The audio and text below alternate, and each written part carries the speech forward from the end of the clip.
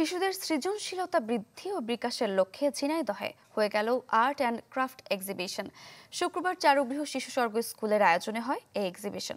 অনুষ্ঠানের উদ্বোধন করেন কেসি কলেজের প্রাক্তন অধ্যক্ষ professor doctor BM. Rezaul Karim.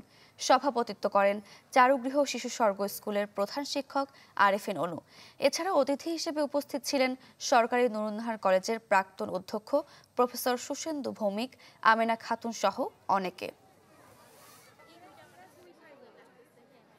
বাচ্চারা যাতে বিভিন্ন দিক থেকে বিকশিত হতে পারে সেইগুলোর আমাদের সবসময় চেষ্টা থাকে। মোবাইল এবং টিভির প্রতি আসক্ত হয়ে পড়ছে, তো আমরা চাই তারা মোবাইল টিভি থেকে বেরিয়ে এসে তারা যেন সৃষ্টিশীল কাজে যুক্ত হতে পারে। এখানে অনেক বাচ্চা অনেক সুন্দর সুন্দর এত সুন্দর সুন্দর ছবি আর্ট করেছে, ছবিগুলো দেখে মনে হচ্ছে খুবই জীবন্ত।